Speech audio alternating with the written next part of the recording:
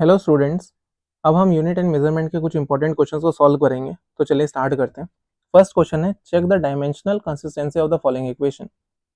तो हमें प्रूफ क्या करना है, जो एलएचएस के डायमेंशन है क्या वही आरएचएस के डायमेंशन है। तो चलिए देख लेते हैं। तो फर्स्ट पार्ट देखते हैं। तो डी ब्रॉगली वेवलेंथ कह रहा है lambda equals to h by m v. अब आपने वेवलेंथ के बारे में तो पढ़ा ही होगा। वेवलेंथ की यूनिट ही लेंथ होती है, यानी मीटर। मीटर यानी एल। यहाँ पे एच बाई एम वी के हमें इक्वल प्रूफ करना है, जहाँ पे एच क्या होता है मेरा, एच इज प्लैंक्स कांस्टेंट। और प्लैंक्स कांस्टेंट के डायमेंशंस क्या होते हैं, अगर याद है तो बहुत अच्छी बात है, m1 L2 T-1। और जिसको याद नहीं है वो शॉर्टली क्या कर सकता है, डिराइव कर सकता है, E इक्वल्स टू एच में वाले रिलेशन से। यहाँ पे E is energy, H find out करना है, एंड T जो फ्रीक्वेंसी की होती है unit, it is T-1।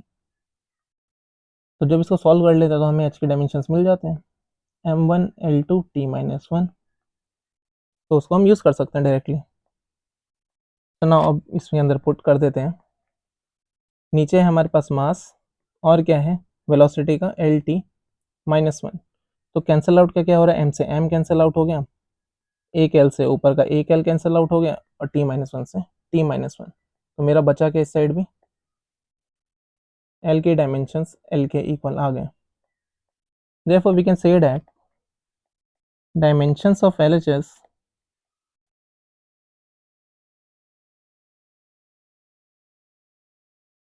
will be equal to dimension of RHS।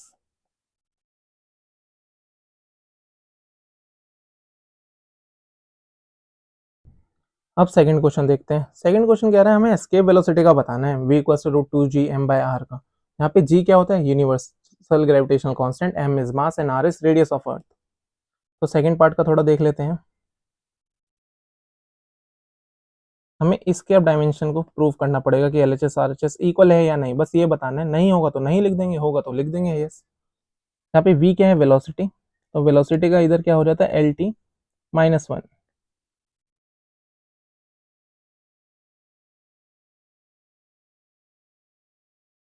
तो ये किसके इक्वल आ जाता है, √2 GM/r। अब इसमें √2 GM/r, टू का तो कोई सिग्निफिकेंस ही नहीं होता है ना। तो अब एक बार नीचे चलते हैं, तो इसमें डायमेंशंस पुट करते हैं आरएचएस में। तो g का जो डायमेंशन होता है वो क्या होता है, m-1 L3 T-2। m is mass and r is radius. तो मैं पुट कर देता हूँ इसमें, g का dimension is m-1 L3 T-2, मास का m और रेडियस का l। तो मेरा ये बचा कितना, फोकस करना है यहाँ पे, m है और ऊपर ही m-1 है, तो ये तो कैंसिल ही आउट हो गया। L3 है और नीचे एक l है, तो ऊपर जाके क्या हो जाएगा, L²। और T-2 है तो T-2 ही रहेगा। अब रूट है तो ऑब्वियसली एक बाहर आ जाएगा दोनों में से, यानी L² है तो एक l बाहर, और T-2 है तो एक T-1 बाहर आ जाएगा। देयरफॉर इसमें भी हम क्या बोल सकते हैं, dimensions of LHS will be equal to dimensions of RHS।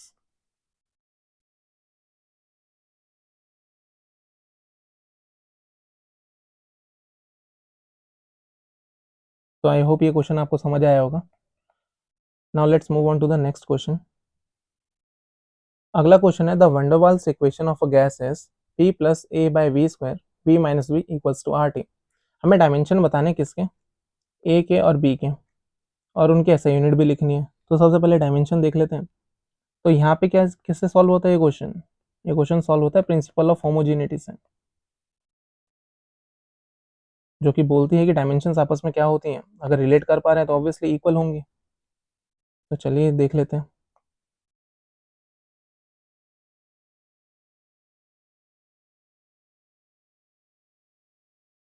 तो जो प्रेशर का डायमेंशन होगा, क्या मैं वो बोल सकता हूँ यही मेरा डायमेंशन किसका होगा, A बाय वी स्क्वायर का। यहाँ पे P is pressure and V is volume. So pressure की ऐसा यूनिट क्या होती है, पास्कल। और डायमेंशंस क्या होते हैं प्रेशर के, अब तुम बोलोगे प्रेशर का तो याद ही नहीं है, तो प्रेशर का फाइंड आउट कर लेते हैं। फोर्स अपॉन एरिया से हम निकाल सकते हैं। तो फोर्स तो तुम्हें पता है, फोर्स क्या होता है, MA, मास इंटू एक्सीलरेशन। तो M L T-2, नीचे एरिया, एरिया के क्या होता है, एल स्क्वायर। तो ये कितना आ गया, m l minus one t minus two. तो यहाँ पे अब मैं लिख सकता हूँ इसके डायमेंशंस, क्या लिख सकता हूँ, m l minus one t minus two equals to a by, अब वॉल्यूम का तो होता है एल क्यूब, लेकिन यहाँ पे वी स्क्वायर है, तो वी स्क्वायर का कितना हो जाएगा, एल सिक्स। तो बस यहाँ पे एल सिक्स रख देना है, इससे हमारा आंसर आ जाएगा। तो इसको थोड़ा सा सॉल्व कर लेते हैं अब। तो इम्प्लाइज दैट ए की जो वैल्यू आएगी वो कितनी आएगी, m l minus one t minus two multiplied by l six. तो एम को तो कोई इफेक्ट नहीं पड़ा, एल माइनस वन और l six becomes l five and t minus two हो गया।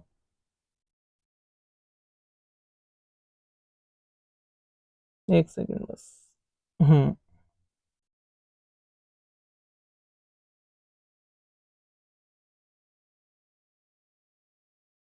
तो ये निकल गया ए का डायमेंशन। अब मुझे फाइंड आउट करना है बी के डायमेंशन, तो बहुत आसान है बी का डायमेंशन फाइंड आउट करना। ऊपर वाली इक्वेशन में वी माइनस बी गिवन है, तो जो वॉल्यूम होगा ये गिवन है, तो इसी के डायमेंशन वी के इक्वल डायमेंशन ही तो बी के होंगे, और वी वॉल्यूम है, तो इम्प्लाइज दैट, तो बी का डायमेंशन क्या हो गया, एल क्यूब। तो आंसर, अच्छा नाउ एसआई यूनिट पे चलते हैं। एसआई यूनिट क्या होगी मेरी, तो एसआई यूनिट देख लेते हैं। तो ए की एसआई यूनिट क्या हो जाएगी, मास की होती है के जी, एल इज फाइव यानी मीटर फाइव पर सेकेंड स्क्वायर, या तो इसको ऐसे लिख सकता हूँ, और इसको कैसे लिख सकता हूँ, अब ये तो ऑलरेडी मीटर क्यूब है, इन दोनों की क्या हो गई है, एसआई यूनिट। तो आई होप कि ये क्वेश्चन भी समझ आया होगा। Now moving on to the next question. तो अगले क्वेश्चन पर चलते हैं।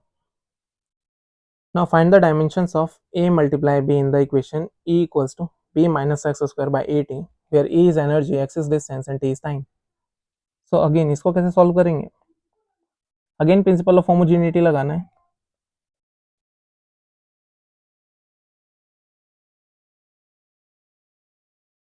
क्या इस बार हम बोल सकते हैं एनर्जी के डायमेंशन ही b माइनस एक्स स्क्वायर के इक्वल होंगे और वही बाय ए बाई टी के इक्वल होंगे। फॉर एग्जाम्पल यहाँ देखना, b माइनस एक्स स्क्वायर अगर आपस में ऐसे लिखे हुए हैं, तो ये आपस में क्या होंगे, इनके डायमेंशन इक्वल होंगे। तो अगर x डिस्टेंस है मेरा, ये गिवन है मुझे, ये क्या है, डिस्टेंस है, डिस्टेंस यानी l, तो b तो मेरा ऐसे ही मिल गया, b इज एल स्क्वायर। और मुझे क्या फाइंड आउट करना है, मुझे फाइंड आउट करना है a के डायमेंशंस। तो सबसे पहले b के डायमेंशंस फाइंड आउट कर लिए, तो देयरफॉर क्या मैं ये लिख सकता हूँ, a equals to b minus x square upon a t. यहाँ से मुझे a के डायमेंशंस फाइंड आउट करने हैं, तो a के क्या डायमेंशन फाइंड आउट करूंगा, कैसे करूंगा मैं। तो यहाँ देखना b माइनस एक्स स्क्वायर के डायमेंशन को मैं क्या लिख सकता हूँ, एल स्क्वायर के इक्वल। तो यहाँ एनर्जी के, तो मैं पहले तो एनर्जी का डायमेंशन लिख देता हूँ, m one l two t minus two will be equal to b minus x square का, जो बी का है वही एल स्क्वायर का है, तो यहाँ पे सिंपली क्या लिख सकता हूँ मैं, एल स्क्वायर, और ए और टी, यानी एक तो ए है और एक है टी से टाइम। तो डायमेंशन क्या आ जाएगा बी का, सॉरी ए का, तो m one l two t minus two will be equal to l square by a t. अब यहाँ से ए के डायमेंशन मुझे फाइंड आउट करने थे, तो ए को नीचे ले जाते हैं, बाकी सबको यहीं रहने देते हैं, एल स्क्वायर अपॉन में m one l two t minus two into में टी। अब इसको हल्का सा सॉल्व कर लेते हैं। तो एल स्क्वायर से तो एल स्क्वायर चला गया, अगर ऊपर जाएगा m, तो m की पावर कितनी हो जाएगी, एम एस माइनस वन, और t कितना हो जाएगा, t नीचे माइनस टू और एक टी वन है, तो t नीचे क्या हो गया, माइनस वन, ऊपर जाके प्लस वन। तो इसका कितना आ गया, b का डायमेंशन कितना आ गया, m minus one into T. ये मेरे हिसाब से समझ आया होगा, लेकिन पूछा किसका क्वेश्चन में, तो थोड़ा फोकस करना, ए क्रॉस बी का पूछा था, ना तो ए का पूछा ना तो बी का पूछा। अगर ए क्रॉस बी का पूछा तो therefore a cross b will be equal to, a का क्या डायमेंशन है, m minus one into t, cross करना है इसको किससे, बी से, बी का क्या डायमेंशन आया था, एल स्क्वायर।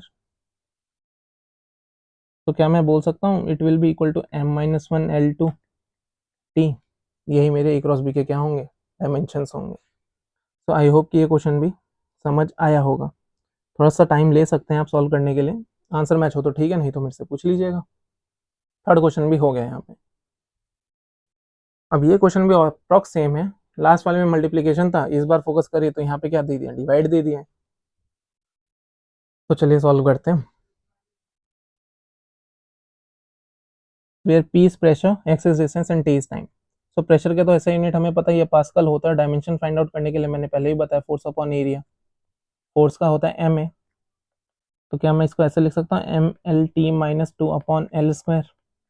तो प्रेशर का तो अब तो याद भी हो गया होगा, M1 L-1 T-2। तो जो प्रेशर का डायमेंशन होगा वही इक्वल होगा इस RHS के, यानी प्रिंसिपल ऑफ होमोजेनिटी अगेन। तो according to principle of homogeneity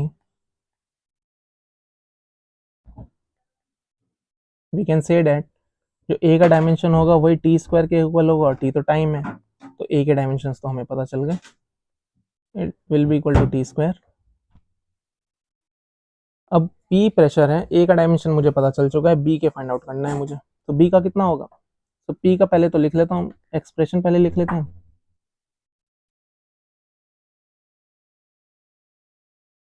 अब इसको सॉल्व करते हैं, तो प्रेशर के डायमेंशंस पहले लिख दीजिए, ML-1 T-2। ए का जो डायमेंशन होगा वही T² का डायमेंशन होगा, यही तो प्रिंसिपल ऑफ होमोजेनिटी बोलता है। तो यहाँ पे सिंपली क्या लिख दीजिए, T², और नीचे बी एक्स है, तो बी का तो हमें फाइंड आउट ही करना है, और एक्स तो डिस्टेंस है, तो एक्स की जगह क्या लिख सकता हूँ मैं, L। नाउ बी का डायमेंशन फाइंड आउट करना है, तो अगेन बी को इस साइड भेज दीजिए ऊपर, और ये वाला उसके डिनोमिनेटर में।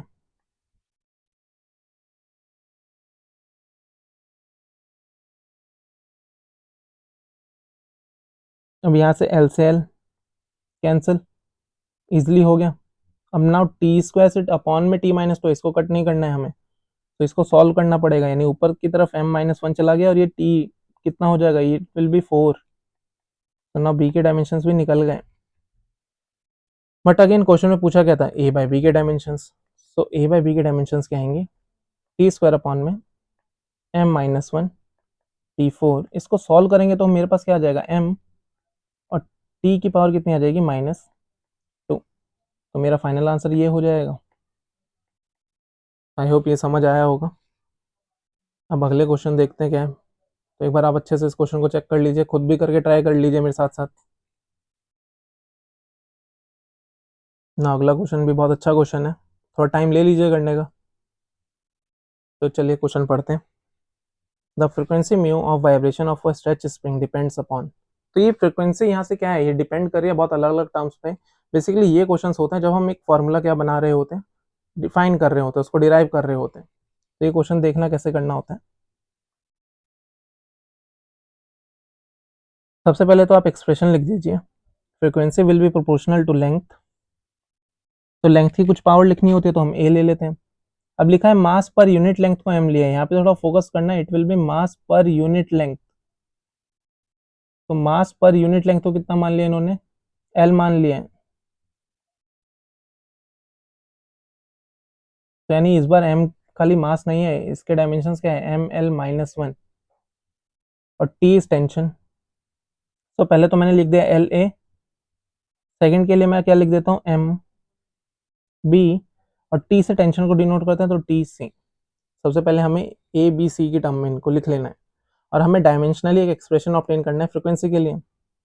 नेक्स्ट स्टेप में हम क्या करते हैं, V is equals to, proportionality का साइन हटता है तो कुछ कांस्टेंट आता है, किसी किसी क्वेश्चन में कांस्टेंट की वैल्यू गिवन होती है तो हम उसे पुट कर देंगे फाइनल आंसर में, अदरवाइज इसको ऐसे ही रहने देंगे। नाउ लेंथ की अगर ए है तो इसको मैं ओपन कर देता हूँ, लेंथ ए। इन सब के हमें नेक्स्ट स्टेप में डायमेंशंस डालने हैं। मास per unit length was B, तो क्या मैं लिख सकता हूँ ML-1 बी। अब टेंशन का डायमेंशन क्या होता है, टेंशन का डायमेंशन होता है M1L0T-2।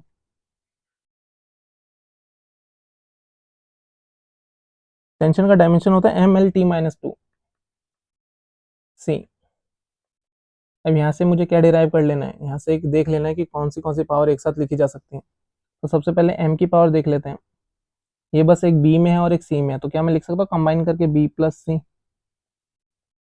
एल की पावर देख लेते हैं। एल की पावर मैं लिख सकता हूँ ए माइनस बी प्लस सी। ये समझ आ रहा है, मैं बस उसकी पावर को एक साथ लिख रहा हूँ, सबकी पावर को। नाउ टेंशन यानी टाइम है, अब यहाँ पे टेंशन नहीं है, टी से डिनोट किया टेंशन को क्वेश्चन में, यहाँ पे टी से टाइम है, ये डायमेंशन की बात हो रही है। तो टेंशन की पावर कितनी हो जाएगी, -2c। मैं भी टेंशन बोल रहा हूँ, टाइम है ये। तो चलिए, ये फ्रीक्वेंसी है, फ्रीक्वेंसी की ऐसा यूनिट होती है हर्ट्स, और डायमेंशन क्या होते हैं, t-1। तो आपको एलएचएस से रिलेट करना है। अब एलएचएस की टर्म में मुझे m तो कुछ दिख ही नहीं रहा, तो क्या मैं इसको ऐसे भी लिख सकता हूँ m0l0t-1। तो मैं अब इसको, मुझे इक्वेशंस की फॉर्म में क्रिएट करना है, तो मैं बोल सकता हूँ b प्लस सी की वैल्यू कितनी है, 0, बिकॉज m एलएचएस में 0 है और m आरएचएस में b प्लस सी है। मैं बोल सकता हूँ टाइम की वैल्यू मेरे पास कितनी है, जरा टाइम पे फोकस करना है, यहाँ पे इस पे और यहाँ पे इस पे फोकस करना।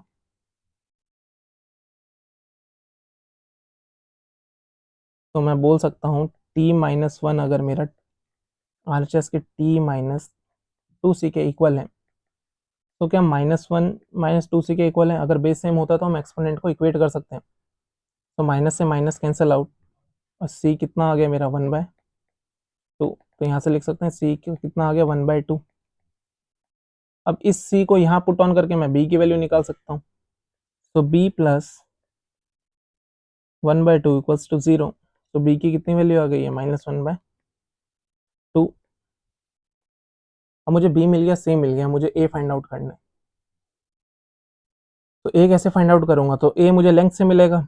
एक बार लेंथ का एक्सप्रेशन देखिए, a माइनस बी प्लस सी, ये जो एक्सपोनेंट है एल का जो एक्सपोनेंट है, जो यहाँ लिखा हुआ है a माइनस बी प्लस सी, यही एलएचएस में कितना लिखा हुआ है, L0।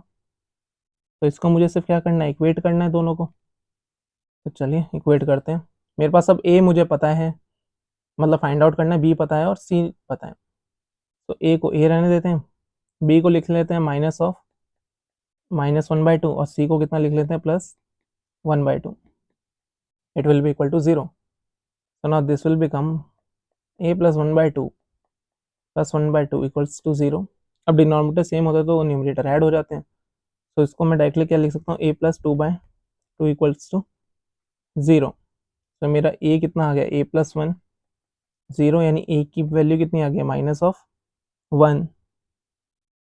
तो आई होप कि ये समझ आया होगा।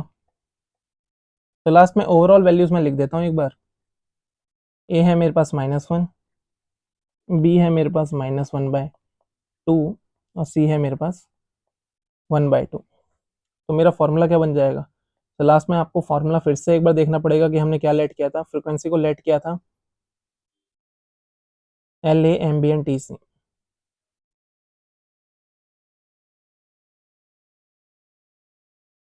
तो लास्ट में इसमें हमें बस वैल्यू पुट करनी है। L की वैल्यू A है, A की वैल्यू है -1, M की वैल्यू इज B यानी -1/2, और टाइम की वैल्यू दी है C यानी 1/2। तो क्या मैं इसको लिख सकता हूँ, L -1 में है तो नीचे जाएगा तो प्लस में हो जाएगा, तो इसको मैं लिख सकता हूँ K/L। और 1/2 और -1/2 का मतलब क्या होता है, 1/2 तो मतलब रूट होता है। तो क्या मैं एक रूट लगा के ऐसे लिख सकता हूँ इस चीज़ को, T/M। ठीक है, किसी की पावर अगर हाफ होती है, यहाँ देखिएगा थोड़ा, किसी की भी पावर अगर हाफ होती है, जैसे टी की पावर हाफ है, तो इसको मैं √T लिख सकता हूँ। और अगर टी की पावर -1/2 है, तो इसको मैं कैसे लिख सकता हूँ, 1/√T। तो हमारा फाइनल आंसर आ चुका है, फ्रिक्वेंसी का एक रिलेशन निकल चुका है। थोड़ा फोकस कर लेना, इजी क्वेश्चन है। आई होप कि समझ आया होगा। Now moving on to the next question. अब नेक्स्ट क्वेश्चन एनसीईआरटी का है। अगेन सबसे पहले इस क्वेश्चन को पढ़ना है और हमें गिवन लिखना है। तो चलिए क्वेश्चन पढ़िए आप लोग।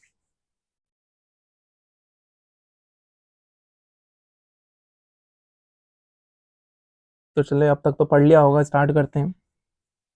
तो मुझे कह रहे हैं टाइम पीरियड का एक रिलेशन दे दिया है, 2π√L/G से हम इसको निकालते हैं। अब मुझे क्या क्या गिवन है, सबसे पहले या तो मैं गिवन लिख लूँ, या तो इसको थोड़ा सा चेंज करके पहले एक एक्सप्रेशन में बना लेता हूँ। तो मैं कर देता हूँ स्क्वायरिंग बोथ साइड्स।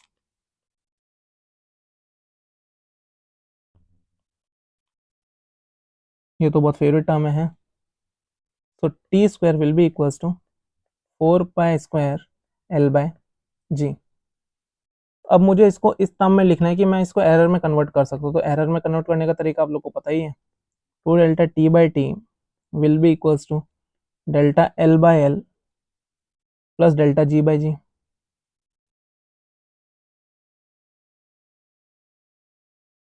यही है। अब या तो थोड़ा सा चेंज करके इसको ऐसे भी लिख सकते हैं कि पहले इस एक्सप्रेशन को चेंज करके मैं कन्वर्ट कर लेता हूँ इसमें। G will be equals to 4 pi square l by t square. ये भी एक तरीका है, तो यही थोड़ा फॉलो कर लेते हैं, ये इजी पड़ेगा। तो यहाँ से भी सेम चीज़ मुझे लिखनी है, डेल्टा जी बाई जी जो पूछा हुआ है मुझसे will be equals to delta l by l plus twice और डेल्टा टी बाई टी। ये लिखने का यही तरीका होता है। अब मुझे गिवन क्या क्या है पहले वो देख लेते हैं। तो क्वेश्चन में जो गिवन है हम उसको इस साइड पे लिख लेते हैं। तो मुझे गिवन है L is 20 centimetre, delta L is 1 millimetre. यानी इसको सेंटीमीटर में चेंज कर लेता हूँ ताकि यूनिट सेम हो जाए। तो 0.1 सेंटीमीटर। अब टाइम दिया for 100 oscillation is 90 seconds. Time दे दिया है फॉर 100 ऑसिलेशन इज 90 सेकेंड्स। 100 नहीं है टाइमिंग, टाइमिंग 100 ऑसिलेशन की 90 सेकेंड्स गिवन है, तो टाइमिंग हमारी 90 सेकेंड्स होनी चाहिए। और डेल्टा टी कितना हो जाएगा 1 सेकेंड्स। यहाँ पे ये चीज़ आपको दिख जाएंगी, तो सारी वैल्यूज आपको दिख जाएंगी। मैं हाईलाइट भी कर देता हूँ वैल्यूज।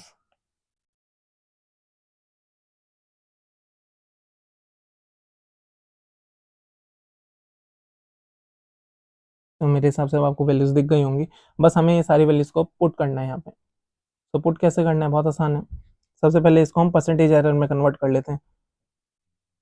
तो delta g by g into 100 will be equals to, अब डेल्टा एल कितना है मेरे पास, डेल्टा एल इज 0.1 और एल कितना था मेरे पास, एल इज 20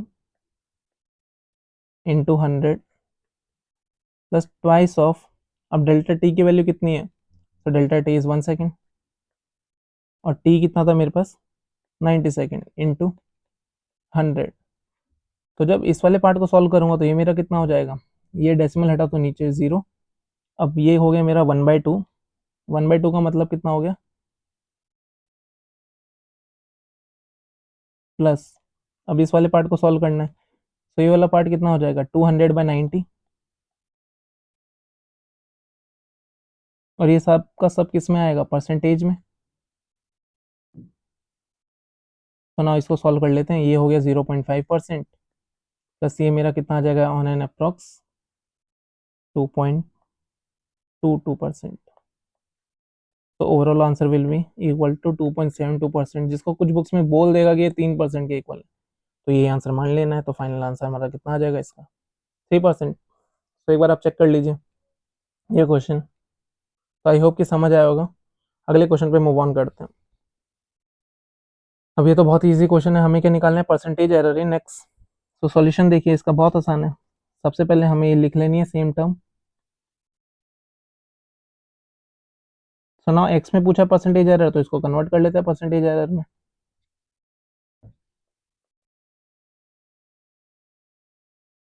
तो इसको बोलते हैं twice of delta a by a percent plus 3 of delta b by b percentage. अब जो भी परसेंटेज की वैल्यू होगी उसको हमें सिर्फ पुट ऑन कर देना है, डेल्टा सी बाय सी परसेंटेज। तो सब रूट का मतलब क्या होता है, half, half of delta D by D percent. तो ट्वाइस ऑफ डेल्टा ए है और डेल्टा ए की वैल्यू कितनी दे दी है मुझे 4%, तो मुझे पुट कर देते हैं यहाँ पे 4%। 3 of delta b by b, delta b की वैल्यू कितनी की वन है, बी में कितना एरर है 2% का, तो यहाँ पे लिख देते हैं 2%। सी में कितना एरर गिवन है 3% का, तो इसको डायरेक्टली लिख देते हैं 3%।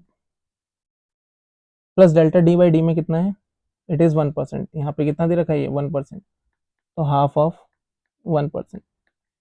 तो ये आ गया मेरा यहाँ से 8% प्लस 6% प्लस 3% प्लस इसको सॉल्व करेंगे तो कितना आएगा 0.5%। तो इतना ही आंसर आएगा। तो फाइनल आंसर कितना हो गया मेरा 14, 15, 16, 17 5%। तो आई होप ये क्वेश्चन ईजी होगा, सबसे easiest, one of the easiest question है इस चैप्टर का। नाउ अगेन एरर का ही क्वेश्चन है, सॉल्व कर लेते हैं। अब तुमने ओम्स लॉ तो पढ़ा ही होगा 10th क्लास में। ओम्स लॉ क्या बोलता है, V equals to i are.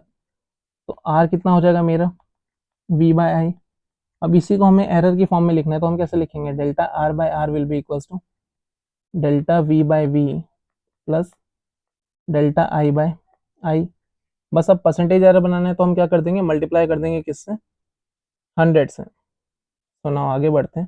पहले तो वैल्यू देखना, ये जो वैल्यू होती है एब्सोल्यूट वैल्यू होती है V की, और जो इसके साइड में लिखी होती है इट इज डेल्टा V। ये एब्सोल्यूट वैल्यू होती है आई की, एंड जो इसके साथ में होती है इट इज डेल्टा आई। तो चलिए आगे बढ़ते हैं।